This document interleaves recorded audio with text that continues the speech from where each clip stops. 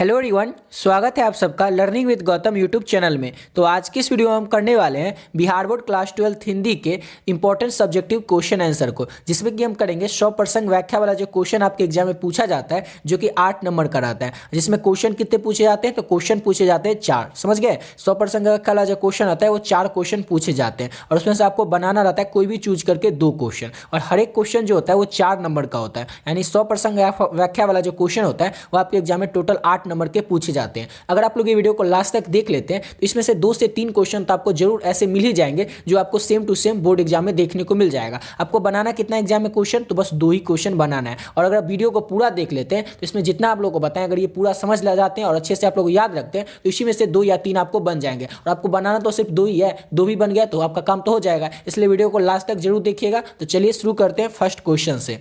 तो पहला क्वेश्चन है हमारा 100% व्याख्या का पहला क्वेश्चन है कि सच है जब तक मनुष्य बोलता नहीं तब तक उसका गुण दोष प्रकट होता नहीं। ये है 100% व्याख्या वाला क्वेश्चन। ठीक है, इसी तरह से आपके एग्जाम में क्वेश्चन रहेगा। तो इसका आंसर पहले लिखना किस तरह से? तो इस तरह से आप लोगों को लिखना है कि प्रस्तुत पंक्ति, यानी जो पंक्ति है, प्रस्तुत पंक्ति है, ये हमारे पाठ्य पुस्तक बाल कृष्ण भट्ट के द्वारा रचित बातचीत पाठ से लिया गया। यानी इस तरह का जो 100% व्याख्या वाला कोई भी क्वेश्चन है, ठीक है ना, लेकिन उसमें आपको शुरुआत जो करना है आंसर लिखने का वो इसी तरीके से शुरुआत करना है। ठीक, वहाँ पर लेखक परिचय बदल जाएगा, नहीं कि लेखक जो होंगे उनका नाम बदल जाएगा या बातचीत जो चैप्टर रहेगा वो बदल जाएगा, क्योंकि वो किसी और पार्ट से कोई और क्वेश्चन रहेगा। तो लेकिन शुरुआत इसी तरह से आप लोगों को करना है। जैसे लिखना है कि प्रस्तुत पंक्ति हमारे पाठ्य पुस्तक के बाल कृष्ण भट्ट के द्वारा रचित बातचीत पाठ से लिया गया। ठीक है, और उसके बाद नेक्स्ट लाइन से आप लोगों को इसका आंसर लिखना शुरू करना है। क्वेश्चन था कि जब तक मनुष्य बोलता नहीं तब तक उसका गुण दोष प्रकट नहीं होता। तो इस पंक्ति के माध्यम से बाल कृष्ण भट्ट जो है वो बताना चाहते हैं कि बोलने से ही मनुष्य के रूप का साक्षात्कार होता है। जब आदमी चुप रहता है तब पता नहीं लग पाता उसका स्वभाव कैसा है, उसकी रुचि कैसी है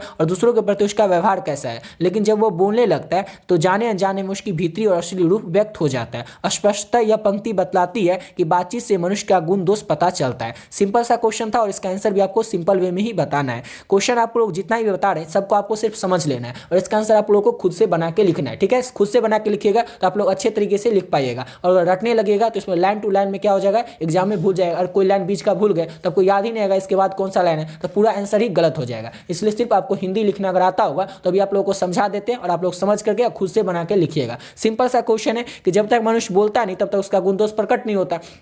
इसको इस तरह से लिखना है कि इस पंक्ति के माध्यम से लेखक बताना चाहते हैं या फिर बालकृष्ण भट्ट जो बताना चाहते हैं कि जब मनुष्य कुछ बोलेगा तब मनुष्य का रूप का साक्षात्कार होगा। साक्षात्कार का मतलब क्या होता है? इंटरव्यू इसको इंग्लिश में कहते हैं। साक्षात्कार को इंग्लिश में इंटरव्यू कहते हैं। और इंटरव्यू में क्या होता है, एक दूसरे के बारे में पता चलता है। एक दूसरे के नहीं, जो इंटरव्यू लेता रहता है और जो इंटरव्यू देता रहता है उसके बारे में इंटरव्यूअर को सब बात पता चलता है। कैसे पता चलता है? क्योंकि उससे वो बात करता है। अगर जो इंटरव्यू देने आया है वो चुपचाप बैठा रहा है, कुछ बोलेगा ही नहीं, तो कितना समझदार है या कितना बुद्धिहीन है वो तो उसको जो इंटरव्यू ले रहा होगा उसको पता ही नहीं चलेगा। इसलिए लेखक बताना चाहते हैं कि बातचीत करने से मनुष्य के रूप का साक्षात्कार होता है। अब मनुष्य के अंदर कैसा गुण है, वो आदमी अच्छा है खराब है। अब आदमी चुप रहेगा तो पता ही नहीं चलेगा कि उसका स्वभाव कैसा है। अब दूसरों के प्रति उसका रुचि कैसा है, वो उसका स्वभाव कैसा है, दूसरों के प्रति उसका व्यवहार कैसा है। लेकिन जब कोई आदमी बोलने लगता है तो जाने अनजाने में उसकी भीतरी और असली रूप व्यक्त हो जाती है। स्पष्टता यह पंक्ति बताती है कि बातचीत से मनुष्य का गुण दोष का पता चलता है। तो सिंपल सा इसका आंसर आप लोगों को खुद से बना के लिखना है कि जब मनुष्य बोलेगा तब उसका रूप का साक्षात्कार होगा,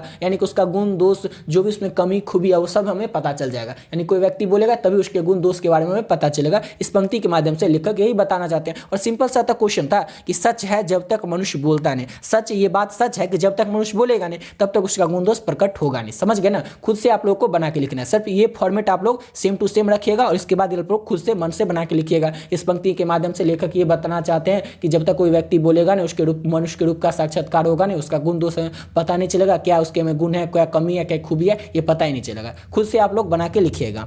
अब अगला क्वेश्चन करते हैं और नेक्स्ट क्वेश्चन है हमारा कि मृत्यु के कुछ समय पहले स्मृति बहुत साफ हो जाती है। जन्म भर की घटनाएं एक करके सामने आने लगती है। सारे दृश्यों के रंग साफ होते हैं, समय की धुंध बिल्कुल उन पर से हट जाती है।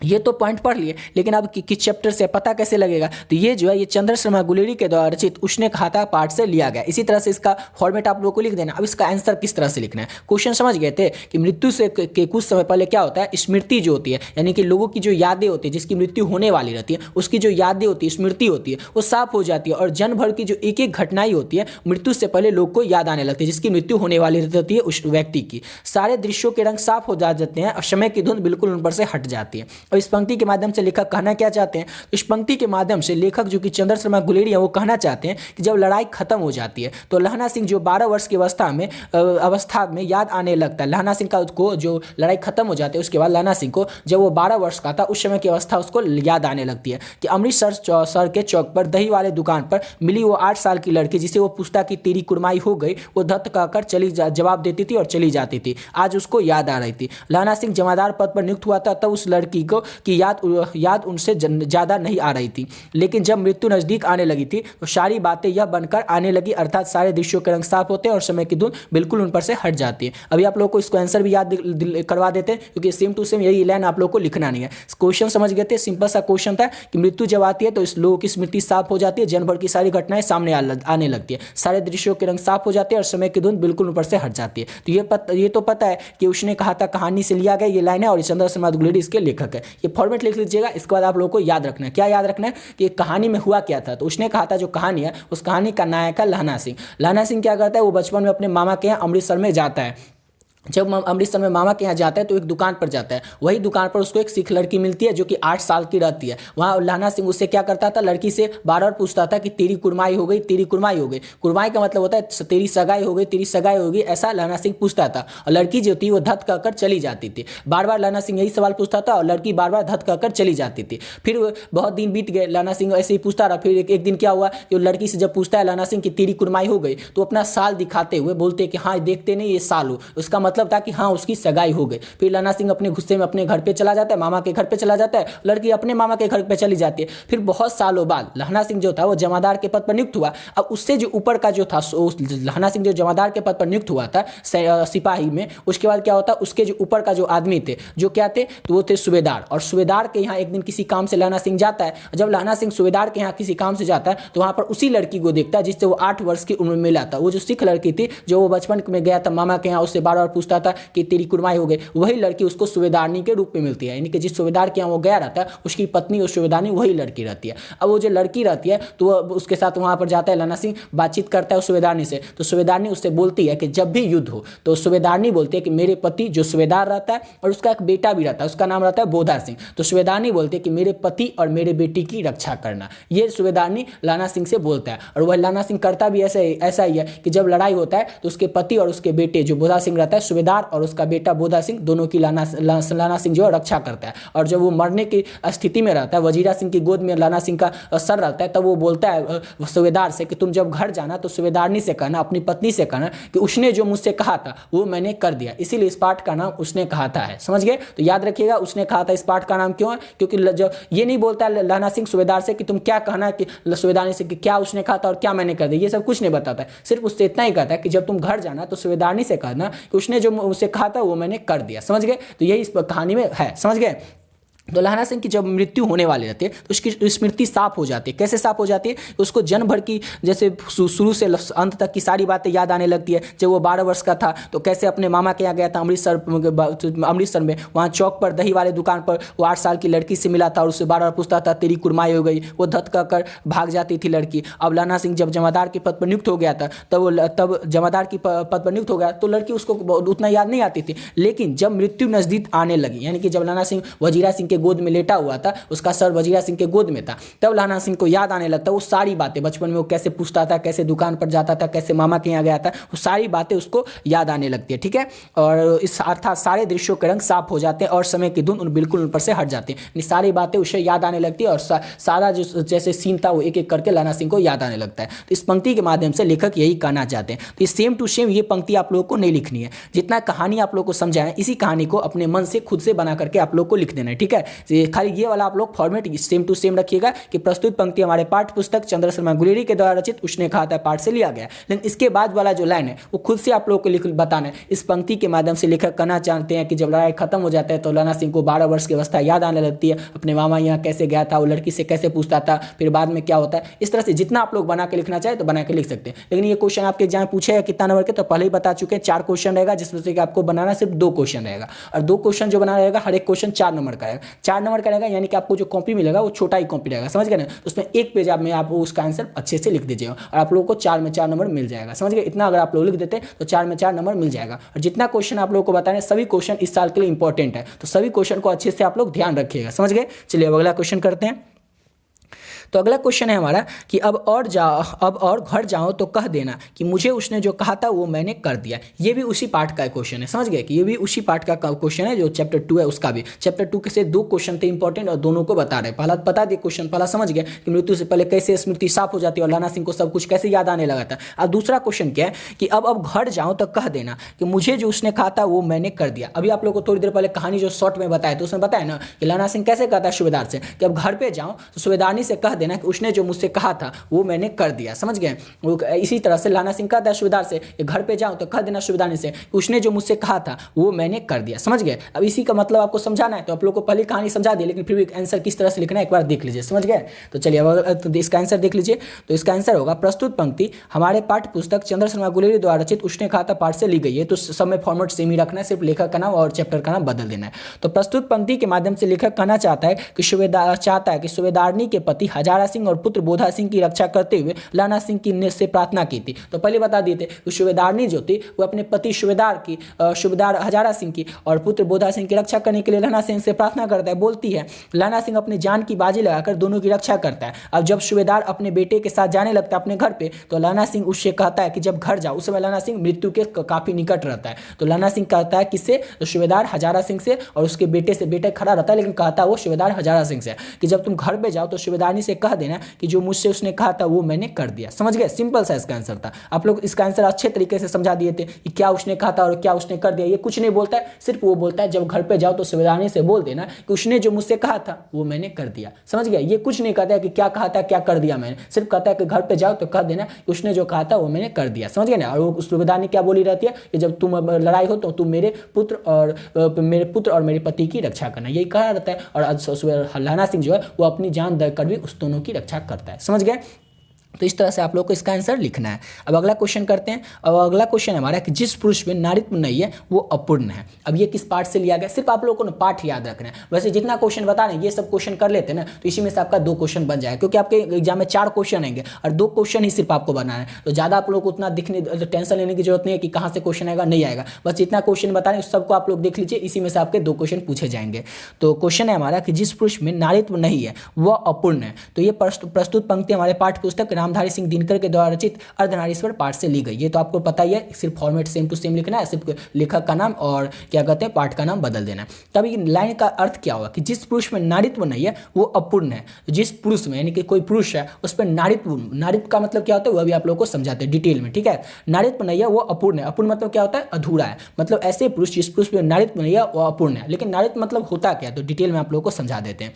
इस पंक्ति के माध्यम से लेखक जो रामधारी सिंह दिनकर है वो कहना चाहते हैं कि जिस भी पुरुष में नारी का गुण नहीं है अर्थात नारीत्व नहीं है। अब नारीत्व का मतलब क्या होता है तो समझिए। नारीत्व का मतलब होता है दया, माया, ममता, सहिष्णुता नहीं है, वह अधूरा है। पुरुष को नारी के गुण ही पूर्ण बनाते हैं। लेखक जो रामधारी सिंह दिनकर हैं वो कहना चाहते हैं कि जिस भी पुरुष में नारीत्व नहीं है वो अधूरा है। नारीत्व मतलब जिस भी पुरुष में दया नहीं है, माया नहीं है, ममता नहीं है, सहिष्णुता नहीं है, वो पुरुष जो है अधूरा है। एक पुरुष को नारी के जो गुण है, जितने भी गुण है पुरुष को नारी के गुण, ये सब किसके गुण है तो नारी के गुण है। यही गुण जो है ये पुरुष को पूर्ण बनाते हैं। अगर उसमें किसी पुरुष में दया नहीं है, माया नहीं, सहिष्णुता नहीं होगी तो वह दूसरों के साथ अच्छा व्यवहार करेगा नहीं, अच्छे से बात नहीं करेगा। अर्थात पुरुष में भी नारी के गुण होना आवश्यक है। तो समझ गए आप लोग कि जितने भी पुरुष होते हैं उसमें नारीत्व के गुण होना क्यों आवश्यक है, क्योंकि किसी भी पुरुष में दया नहीं होगा, माया नहीं होगा, ममता नहीं होगा, सहिष्णुता नहीं होगा तो किसी के साथ अच्छा व्यवहार नहीं करेगा। इसलिए हर एक पुरुष में नारी के गुण होना भी आवश्यक है। लेखक इस लाइन के माध्यम से यही बताना चाहते हैं, समझ गए कि जिस पुरुष में नारीत्व नहीं होगा वो अपूर्ण होगा। यानी कि ऐसे पुरुष जिस पुरुष में दया, ममता, सहिष्णुता नहीं होगा वो अधूरा होगा, समझ गए। और इसलिए हर एक पुरुष में नारी के जो गुण होते हैं वो सभी होने आवश्यक हैं। अब अगला क्वेश्चन करते हैं और नेक्स्ट क्वेश्चन है हमारा कि कितने क्रूर समाज में रह रहे हैं हम, जहां श्रम का कोई मोल नहीं बल्कि हमारी निर्धनता को बरकरार रखने का षड्यंत्र है यह सब। अब यह किस पार्ट से लिया गया है तो जी कितने क्रूर समाज में रह रहे हैं हम जहाँ की श्रम का कोई मोल नहीं है। श्रम मतलब मेहनत का कोई मोल नहीं है बल्कि हमारी निर्धनता यानी कि हमारी गरीबी को बरकरार रखने का ये षड्यंत्र है ये सब। ये जो लाइन लिया गया यह प्रस्तुत पंक्ति हमारे पाठ्य पुस्तक ओम प्रकाश वाल्मीकि के द्वारा रचित जूठन पाठ से लिया गया है। ये किस पाठ से लाइन को लिया गया तो जूठन जो पाठ है उसके लेखक ओम प्रकाश वाल्मीकि है। वहीं वहीं से इस लाइन को लिया गया है, समझ गए। तब इसमें क्या था, तो इसको भी आप लोगों को बता देते हैं इस लाइन के माध्यम से लेखक क्या कहना चाहते हैं। क्वेश्चन को फिर एक बार अच्छे से समझ लीजिए। क्वेश्चन है हमारा कि कितने क्रूर समाज में रह रहे, क्रूर मतलब कितना क्रूर समाज है जहां पर क्या हो रहा है कि श्रम मतलब हमारे मेहनत का कोई मूल्य ही नहीं मिलता है, बल्कि हमारे निर्धनता यानी हम जो गरीब हैं उस गरीब को गरीब बनाने रखने का ये षड्यंत्र है ये सब, यानी कि हमारे श्रम का यानी हमारे मेहनत का मूल्य नहीं देंगे तो क्या होगा, अगर कोई व्यक्ति मेहनत करेगा, अगर जो जिसके यहाँ काम करेगा वो उसको क्या करेगा, उसका जो पैसा बनेगा जो भी मोल बनेगा वो देगा नहीं, यानी क्या होगा, उसको और गरीब बनाए रखना चाहता है ताकि वही आदमी फिर से आकर के उसके यहाँ नौकरी करे या फिर मेहनत करे। तो यही लेखक इस लाइन के माध्यम से कहना चाहते हैं। डिटेल में अभी आप लोगों को समझा देते हैं। तो इस पर पंक्ति के माध्यम से लेखक यानी जो ओम प्रकाश वाल्मीकि है वो बताना चाहते हैं कि मरे पशु को उठाने के लिए कई लोगों की जरूरत होती है। तो पता ही होगा जब कोई पशु मर जाता है, गाय भैंस कुछ भी, कुत्ता बिल्ली कुछ भी मर जाता है, उसमें उसे उठाने के लिए कई लोगों की जरूरत पड़ती है। प्रायः लोग जल्दी एकत्र नहीं हो पाते, प्रायः मतलब जल्दी तक लोग एकत्र हो नहीं पाते सभी लोग। तब तक देर होने पर पशु वाले क्या करते हैं, चिल्लाने लगते हैं और गालियां बकने लगते हैं। पशु वाले क्या होते हैं, जब पशु कोई किसी के यहाँ मर जाता है तो उसको उठाने के लिए तो 4-5 लोग कम से कम चाहिए, लेकिन 4-5 लोग तो एक साथ जल्दी जल्दी इकट्ठा नहीं हो पाते हैं। और जब देर होने लगती है तो जिसके यहाँ पशु मरा जाता है वो पशु वाला क्या करता है, चिल्लाने लगता है या फिर गालियां बकने लगता है। इसी की प्रतिक्रिया में लेखक यानी इसी के प्रतिक्रिया करते हुए लेखक बताना चाहते हैं या फिर टिप्पणी करते हैं कि हम बड़े ही क्रूर समाज में रह रहे हैं, लोग न हमारे काम की अहमियत मानते हैं और न श्रम की कीमत देते हैं।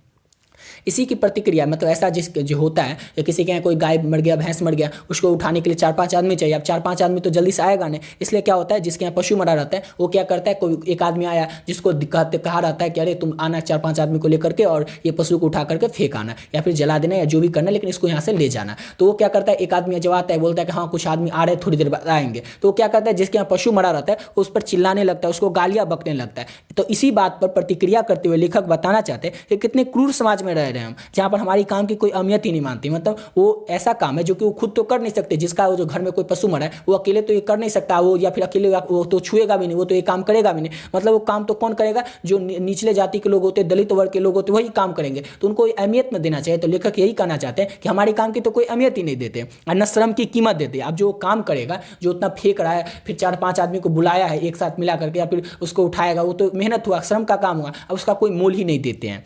उल्टे गालियां बकते हैं, उल्टे क्या करते हैं, तो गालियां बकते हैं। यह श्रम की कीमत न देना हमारी गरीबी को बनाए रखने का षड्यंत्र है। ये जो श्रम का कीमत, जिसके यहाँ पशु मरा रहता है, उसका जो पशु को फेंक देता है, उसके बाद उसको श्रम यानी कि उसका जो मेहनत होता है उसका कीमत नहीं देता है, उसका मोल नहीं देता है, तो ये उनका क्या है, षड्यंत्र है, ताकि वो गरीब बने रहें। वो जो लोग हैं वो गरीब बने रहे और दलित बनकर उनकी सेवा करे रहें। निचले स्तर के काम जो स्वयं नहीं कर सकते, ये सब क्या हुआ, निचले स्तर के काम हुआ।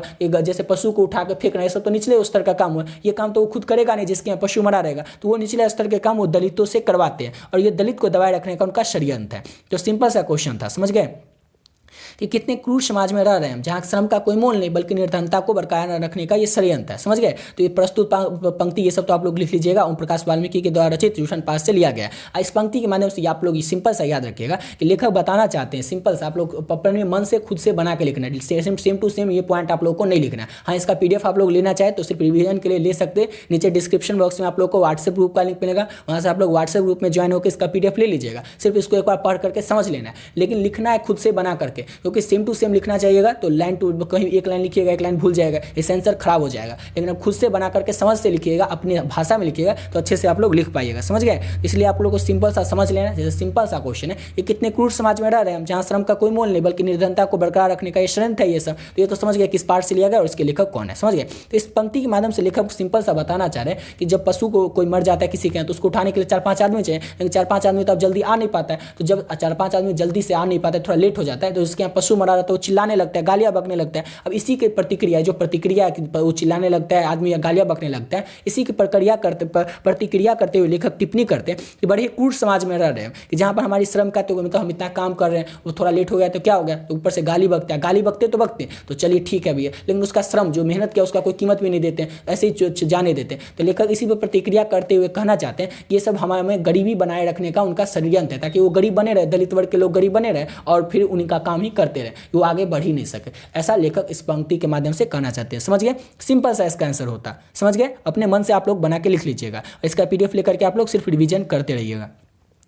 अब अगला क्वेश्चन है हमारा कि आदमी यथार्थ को जीता है नहीं, यथार्थ को रचता भी है। अब ये किस चैप्टर से लिया गया? तो ये जो प्रस्तुत पंक्ति है हमारे पाठ्य पुस्तक हंसते हुए मेरे अकेलापन, जिसके कि लेखक मलियज है, उसी पाठ से लिया गया। यानी प्रस्तुत पंक्ति हमारे पाठ्य पुस्तक के मलियज के द्वारा लिखी गई शीर्षक हंसते हुए मेरा अकेलापन पाठ से लिया गया। अब आदमी यथार्थ को जीता नहीं, यथार्थ को रचता भी है, इसका मतलब क्या हुआ? तो लेखक का विश्वास है कि मनुष्य केवल यथार्थ को जीता है नहीं बल्कि उस यथार्थ को रचता भी है। भाव यह यानी कि इसका मतलब यह है कि हम अपने आसपास के संसार की रचना स्वयं करनी पड़ती है। यथार्थ की रचना सामाजिक दृष्टि से एक नैतिक कर्म है, यानी हमारा जो कर्म है वो हमें खुद करना पड़ता है, उसमें हमारी सहायता कोई नहीं करता है। लेखक का विश्वास है कि मनुष्य केवल यथार्थ को जीता नहीं बल्कि उसकी रचना भी करता है। भाव यह यानी कि इसका मतलब यह होगा कि आसपास की जो संसार की रचना है, यानी कि हमें अपनी काम अपने खुद से करना पड़ता है। हमें आगे बढ़ने के लिए किसी का सहारा नहीं लेना पड़ता है, हमारा काम खुद हमें करना पड़ता है, अपनी रचना हमें स्वयं करनी पड़ती है। यथार्थ की रचना सामाजिक दृष्टि से एक नैतिक कर्म है, यानी कि काम है। समझ गए? तो ये 6 क्वेश्चन आप लोग को बताएं और ये था गद्य खंड का 6 क्वेश्चन इंपॉर्टेंट जो आप लोग को बता दिए। अगर आप लोग ये कर लेते हैं 6, इसमें से 2 पूछा जाएगा। समझ गए? 2 आपसे पूछा जाएगा, 4 जो क्वेश्चन आपसे पूछा जाएगा 100% व्याख्या वाला में, उसमें 2 क्वेश्चन पूछा जाएगा किससे? तो गद्य खंड से। 2 क्वेश्चन पूछा जाएगा काव्य खंड से। अब उस चारों में से कोई 2 आपको चूज करके बनाना है। तो अगर ये 6 आप लोग अच्छे से कर लेते हैं तो 2 तो आपको इसमें से ही बन जाएगा। फिक्स है कि 2 इसमें से ही रहेगा, क्योंकि इसी में से 4-5 जो 6 क्वेश्चन बताए इसी में से घुमा फिरा के कोई 2 आपसे पूछा जाएगा और 2 क्वेश्चन में से पूछा जाएगा तो वो पूछा जाएगा काव्य खंड में से। तो 2 तो ऐसे ही बन जाएगा, लेकिन फिर भी सेफ साइड के लिए आप लोगों को काव्य खंड के जितने चैप्टर उसमें से जो भी जैसे चुन करके 100% व्याख्या वाला जितने इंपॉर्टेंट क्वेश्चन है वो भी आप लोगों को नेक्स्ट वीडियो में बता देंगे। समझ गए? ये था गद्य खंड का। आप काव्य खंड का नेक्स्ट वीडियो में 6 क्वेश्चन या 7 क्वेश्चन जो होगा वो देख लेंगे। अगर ये 6-7 मतलब टोटल 12 से 13 क्वेश्चन होंगे, अगर ये 12 से 13 क्वेश्चन कर लेते हैं ना तो आपके 8 नंबर पक्के हो जाएंगे, कहीं नहीं जाने वाले हैं। समझ गए? तो मिलते हैं नेक्स्ट वीडियो में नए वीडियो के साथ।